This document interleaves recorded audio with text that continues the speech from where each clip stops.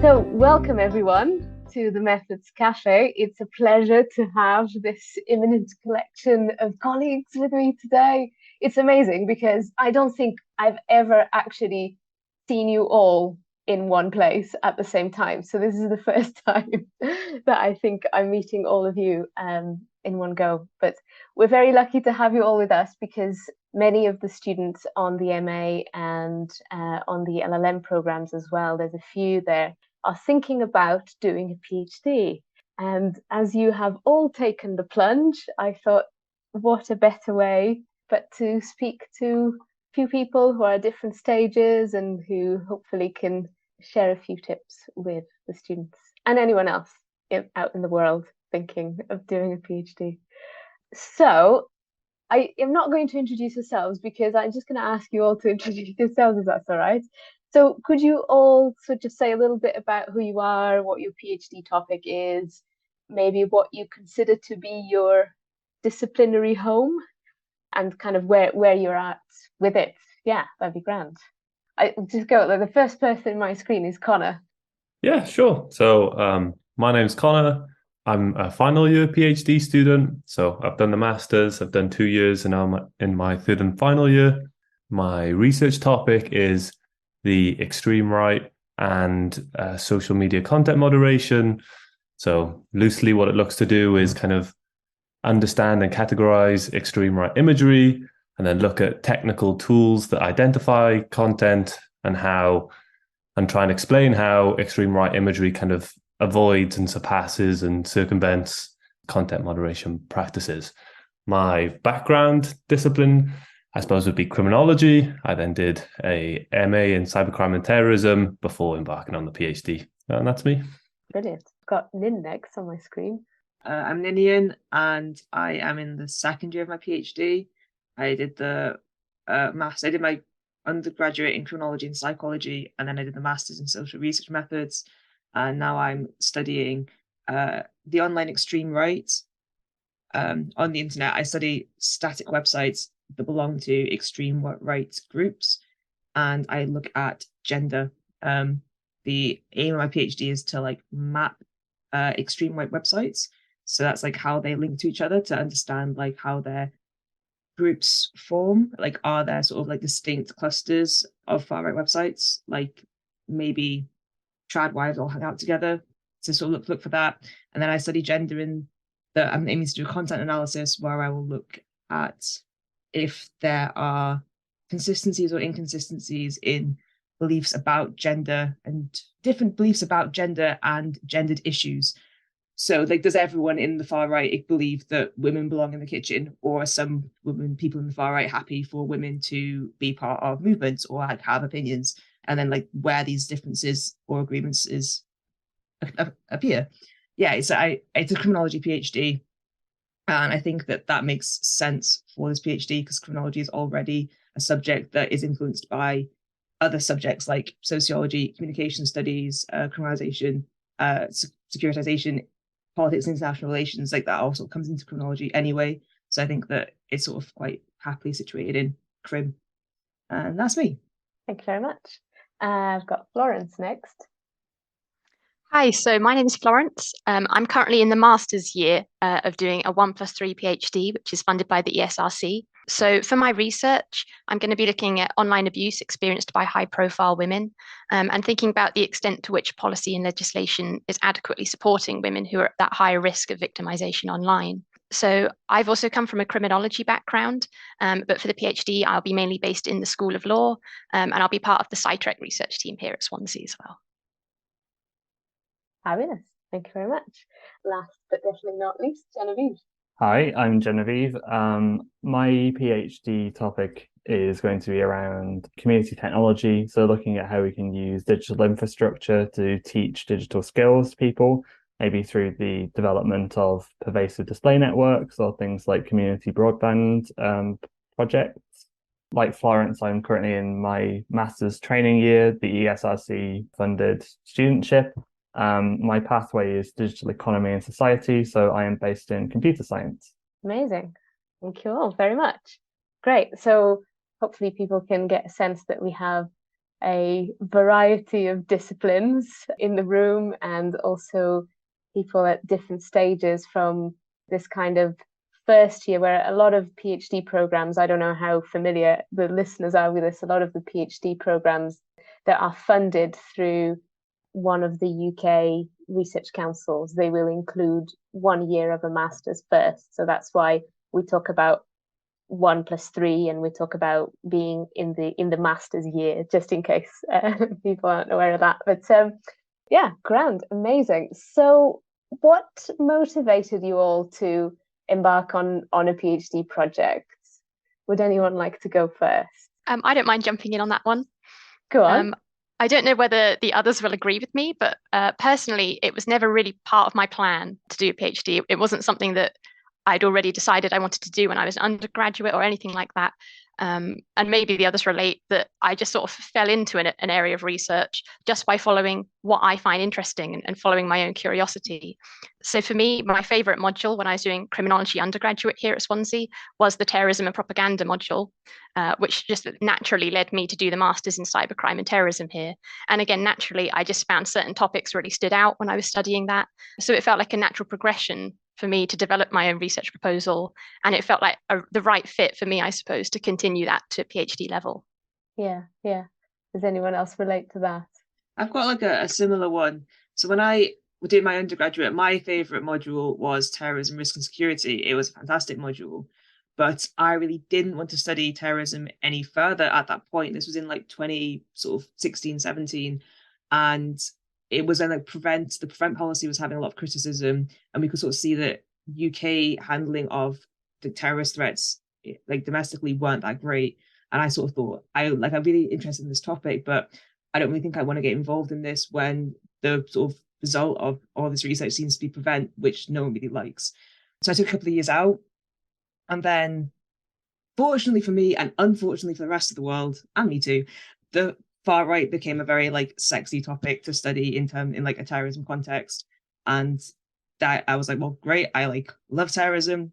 And I sort of thought, my hope was that we'd learn from what had gone, what the criticisms of prevent were, and not repeat that again with like far right extremists and terrorists. So I sort of thought, well, this is a kind of a fresh thing that is a really pressing issue. I am very interested in it anyway, and maybe we can like do it better this time with some like learning from like how prevent had gone. So that was, and then my PhD was advertised as like mapping the online extreme right. Interested in gender. I love the internet. I love the idea of like studying Nazis on the internet for 4 years. Like, sign me up. Brilliant. Yeah. And actually there's an interesting distinction here to highlight to the listeners, because I know that, Nin, you were just saying that your PhD was sort of advertised as a kind of partly defined project, which you applied to do, a little bit like you would apply for a job. So that's one way to do a PhD, whereas in the case of Florence, and I think Genevieve as well, you actually designed your own projects, and that's sort of how you were applying with, I suppose, a project that you had to design yourself from scratch, versus applying for a project which, once you get there, you make it your own, but that's already kind of partly defined, and maybe there are some stakeholders outside of the university that are also kind of involved in the project. So it's good to tell people about these two routes, I guess. Connor, Genevieve, did you want to say anything about your motivations? Yeah, come in. So my undergraduate degree I did in chemical engineering, and I got to third year and I didn't really enjoy any of it. I really didn't want to carry on with it. But I did finish, but I applied for the computer science conversion masters at Swansea, which I really enjoyed. And I think I got to the summer, I was doing my master's dissertation stuff, and I didn't want to stop learning about computer science and being in the kind of that environment with a load of people and doing research in that particular area. And my supervisor at the time was like, have you thought seriously about maybe doing a PhD? And I thought, well, I had thought about it, but hadn't considered it seriously. So over the summer, I kind of was like, okay, this ESRC DTP thing looks really interesting. I think I'm going to apply for that. And the motivation for it, I guess, just the topic around it is based on my previous supervisor's research interest, which I found pretty fascinating. So I guess for me, that's where my motivation has kind of come from with this. I think I have a slightly different motivation to what's been voiced so far. So I kind of mentioned earlier that I did a criminology undergraduate. And ironically, for a PhD student, I didn't have particularly good written communication skills. I would say I was averaging 2.2s in the first year of my undergrad. And then as I kind of progressed, I was kind of averaging firsts. And so I think the appeal of the PhD to me was like, can I do it? You know, I think as an undergrad maybe, or even as a MA student, you kind of look at PhD students and think, well, that person just has to have an unfathomable amount of interest and motivation and potential. And to me, I was like, well, is that something that I can do? Can I keep up with that? So it was like the challenge, because it really is a challenge, a PhD. You know, I don't think anyone takes it lightly. So I think the appeal for me was as much the research. I did some interesting projects in my undergrad and my master's, and I got to kind of look at some real data, which was particularly motivating for me. But yeah, the kind of allure of, you know, can I do it? Is it something I'm capable of doing? Was a lot to do with it for me. Great. Yeah. That's actually a perfect segue into the next question. But I did want to, just curious, out of all of you, have you got like academics in the family? Has anyone got like role models, you know, in your family or whatever that are in academia? Yeah, my dad's an academic. Yeah, that's probably like my main motivation. I think I always wanted to do a PhD because my dad this is not true. My dad told me that he didn't have a boss, and I thought that sounded sick. So I was like, well, clearly I just have to do like everything that my dad has done, and then I won't have a boss. And he does have a boss. He just pretends he doesn't have a boss. But I do think academia is a job where you kind of can pretend you don't have a boss, like more than other jobs. And that I think I probably already already committed to the idea of academia before I realized actually no, you do still have a boss. But yeah, it affords you a lot more freedom than I think other careers do, and that's something that I really wanted out of a career in academia after a PhD. So it was kind of like something I wanted for that. That was a big motivation. Yeah.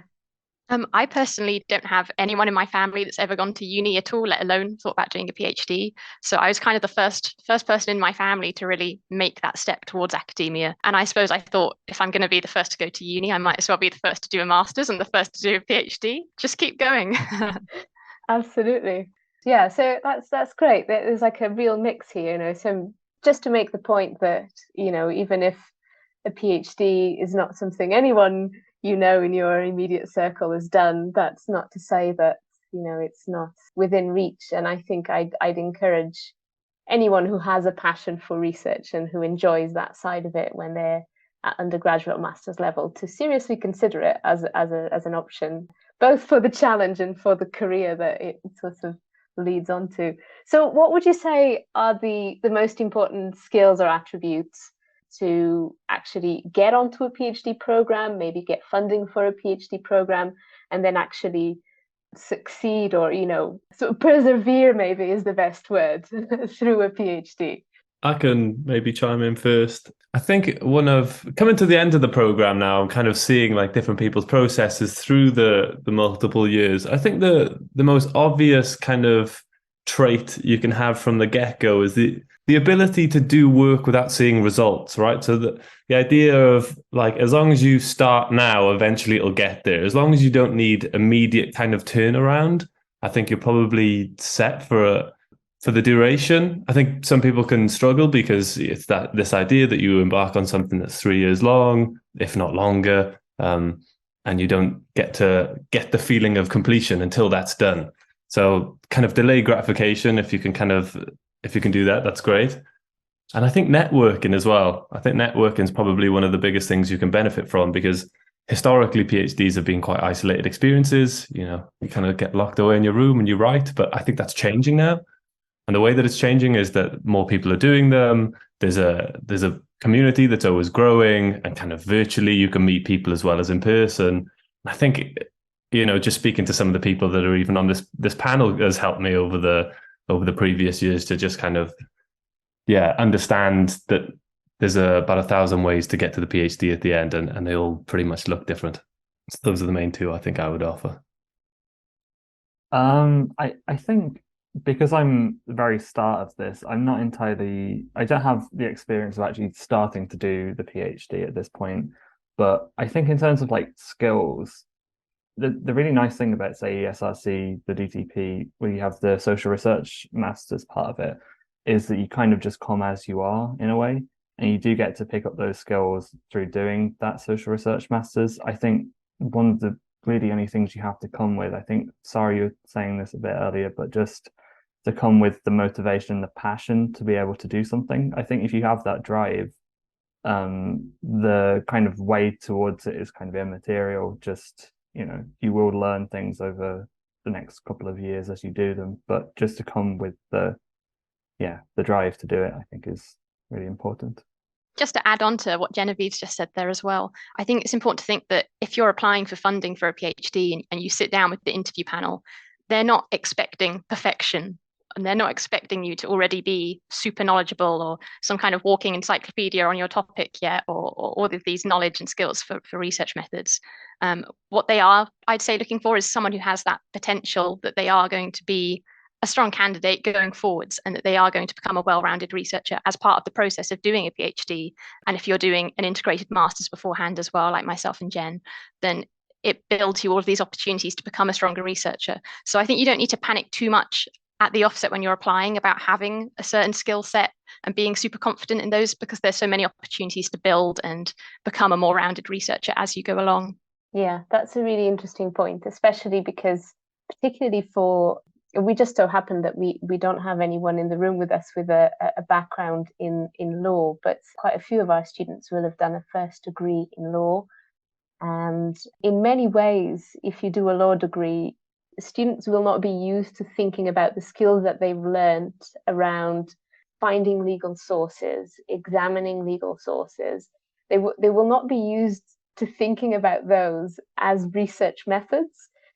So it's a really interesting point that you're making there, because really what I'd encourage anyone with that particular background to do is to maybe have a think about all of the research that you've done during your undergraduate or postgraduate degree.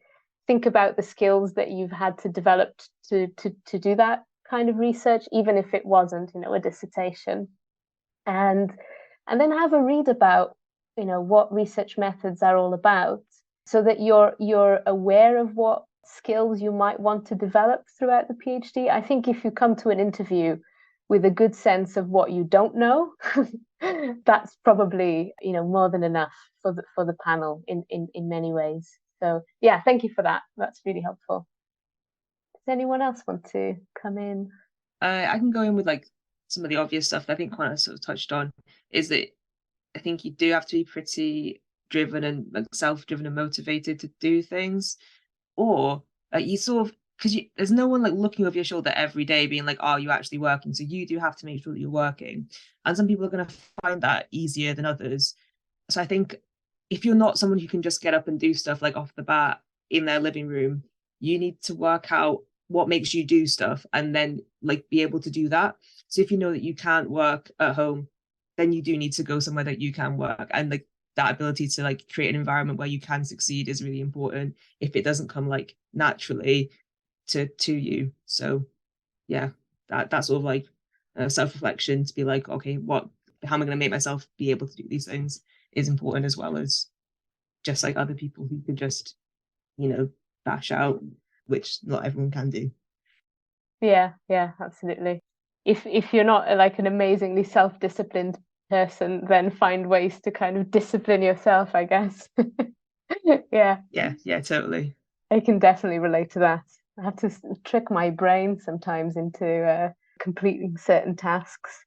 Yeah, I mean, let's not talk about marking season, but I do sometimes have set myself these little goals. If you mark 5 exams in a row, then you can reward yourself with like a little episode of Brooklyn Nine-Nine or something, something like that. Whatever keeps us going. Great, fab. I suppose we're moving on to our last question, which is around I suppose if you could pick up the phone and call yourself at an earlier stage when you were applying for funding, or when you were if you're a few years into the PhD, maybe earlier on in the PhD, what advice would you give yourself, your earlier self in this journey? I can go. I think pre getting into the PhD, so in the application process, I would say that you should take confidence from the fact that if you're thinking about doing a PhD, you're in a good starting place, right? A lot of people kind of finish an undergrad or finish a master's, and they've pretty much had their fill of academia. So the fact that you're even you still have that motivation is a really good starting point. And then on the back of that, if you're kind of thinking of this and talking to a supervisor or a potential supervisor, and they are kind of helping you pursue this, that means that they have the faith in you and that you're not the only one that thinks that you can do this. So I would say take confidence from those things quite early on. And then once you're kind of early into the process, so like maybe in your first year PhD, we've kind of talked previously in this kind of conversation about being motivated and kind of being driven. I would say 4 years is a long time. That's going to waver inevitably. You can't continue to be motivated and be passionate. I would say, as Nin kind of pointed to, the discipline kind of comes in handy there. But I would say if at some points you kind of get into this process of writing and you're like, I'm struggling here, maybe have I done the right thing or not? Just kind of chalk it down to, it being a long-term project. And if you doubt yourself and second guess yourself, it's okay. It's a long time. It'll be good again, and it'll be bad again, and it'll be good again. So just kind of have faith in yourself and the reasons why you wanted to do it in the first place. So maybe that. That's great advice.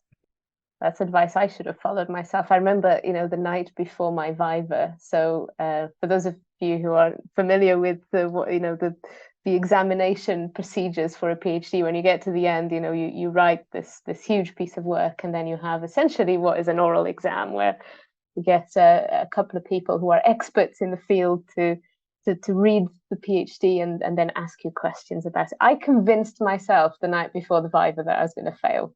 Like, I was genuinely convinced that I was going to fail the Viva. And I think it is what you're saying. It's just part of this, because it's your work and you spend so long looking at it. You just inevitably go through these ups and downs of self-doubt and then somewhat being satisfied with it. I think by nature, if you choose to do a PhD, you're never quite satisfied with it. But yeah. Anyone else want to? Yeah, sorry, Florence, go on. Okay. I think my advice would be for anyone who's kind of near the end of their masters now and starting to think about what their next step is going to be, is just that there's no real rush. I think I put quite a lot of pressure on myself when I was near the end of a master's to come up with a complete life plan of 5 years, where will I be? And there's really no need. And if you're starting to now think that you might like to do a PhD and you're looking into funding options and feeling like you've missed deadlines and things to apply for things, that's okay. And it's plenty of people do take time out in between doing a master's and perhaps go and do something else, or do an internship, or have a role as a research assistant. There are things that you can go and do and come back to a PhD in a few years' time if you're not sure right now if it's right, and you're still making up your mind. There is no reason why you have to go straight from a master's straight onto your PhD. So there's no need to kind of stress yourself out about what the next step is, and just to do things at your own pace, really. Yeah. Because Florence, did you even get like a holiday between, like any kind of a summer between? I didn't. I went straight from my undergraduate straight to masters. I never had a gap year before uni or anything like that. And yeah, I feel like I put too much pressure on myself sometimes to know where I will be this time next year. And it's okay to just take a break sometimes and slow down, do things at a slower pace. It's a marathon, not a sprint. Absolutely. So, We'll have to make sure that you take time off during the PhD, because it is a bit like a job in the sense that, people expect you to go on holiday. You're not supposed to just like work for 4 years.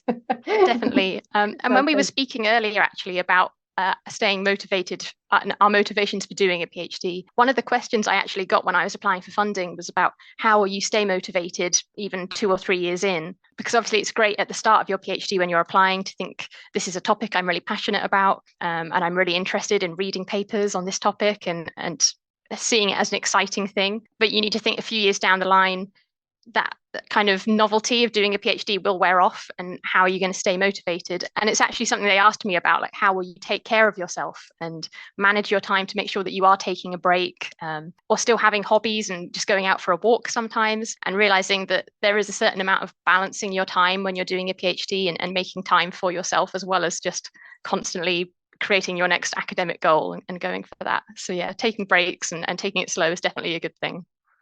Awesome. Great advice. Anyone else? So yeah, I really agree with what Flo just said there. Between finishing my master's degree and starting the social research methods, I kind of had a year off. I was an RA with Sara on the cyber clinic, which was fantastic kind of, I think, preparation for me starting the social research masters. But because it was a part-time position, I had a lot of other time to focus on getting ready and all the kind of the mental preparations you do before you start another degree. Kind of really good headspace to be in. I think for myself, at the time, I think I was offered the opportunity to speak to some of the students who are doing the digital economy and society pathway stuff, and I foolishly didn't take that up. Not that I think I've been affected by not doing it, like negatively affected by not doing it, but I think it would have been fantastic to actually get to know them before starting the social research masters, just to get kind of a sense of community that exists when you'll start, I think. Yeah, that's a great idea, actually. Did all of you have a connection to Swansea before starting this program? I think all but Nin. So yeah, I didn't. I guess my way in was a bit different to the other ones that have gone. Was so I had 2 full years out, and I didn't stick in academia at all. I was working in an outdoor shop for a couple of years, just talking about sports all day and just not thinking about anything to do with anything that wasn't sports. And I was applying for PhD. So I guess my advice is for people who are like me and they're totally left academia behind. I knew that I wanted to go back to academia, but it was surprisingly difficult to get myself into a point where I could apply for PhDs. So I did try to do what some other people here have done and design my own project. I found that very difficult to do because I was working. My hours were 9 till 6. They weren't 9 till 5. I found it really hard to make the time to write this application. I took some holiday to try and write an application, but didn't manage to get anywhere with it. I think it was hard not having an actual supervisor to support that. So my advice would be something I did do, but didn't end up seeing to fruition. Contacting academics that you're in, whose work you're interested in, goes a really long way. Even if people aren't currently advertising an ESRC internship or not internship, scholarship, or any other sort of funding things on a program, still messaging academics whose work you like and would like to work with to say what have you got going, I'm thinking of doing a PhD. That I did get some good responses from people that way. So I think that was a helpful way of getting back in. But the easiest way for me to get back into academia was for the program that was already funded, and that's what I applied to, just for my own time constraints. And then when it comes to sort of taking that break that people were talking about before work, so before I started my PhD, I quit my job, but I had some holiday left to take. So I had a month off basically that was paid. And I didn't take it as holiday. I still think that was the dumbest thing ever. It was 2020, peak summer lockdown. And I was there no, I have to get ahead of my PhD and reading all these books. Don't do that. Actually take a break. If you have some magical position where you've got leftover holiday, take that holiday, because obviously we are meant to take holidays, PhDs, but it is hard to do. And if you don't have someone there being take 2 weeks off because it's your holiday, it is hard to make yourself do that. So if you have holiday before your PhD, just take it. That's also my advice. And do I have any more advice? Oh yeah, just trust yourself. If you're sat there worrying am I working enough? You probably are working enough. People who aren't working enough, don't worry that they're not working enough. So don't sit around beating yourself up about am I doing everything that I need to do? If you're worried, it's a good sign that you actually are doing everything, but you are doing what you need to do. And your supervisor there to help you with these feelings of imposter syndrome, or I'm actually a really lazy person and I'll never get my PhD. just like talk to people about these feelings, because everyone feels them too, and your supervisor will be there being like, no, you're actually on track, it's fine. So that's my advice. I wish I had spoken to all of you before I started my PhD. But Nin, I had a very similar experience to you, actually, because I also tried to apply with my own project. And I think once you've been out of academia for a little while, it is very difficult to get a proposal to a stage, the level that is expected, really. So I did also do a PhD that was partly defined, and that's how I managed to get into academia myself. So yeah, if people do have an idea for a project, though, what I would say is, if you don't get in the first time round, you can always ask for feedback on the proposal and try again. Try again for the next intake, or try again for the next year.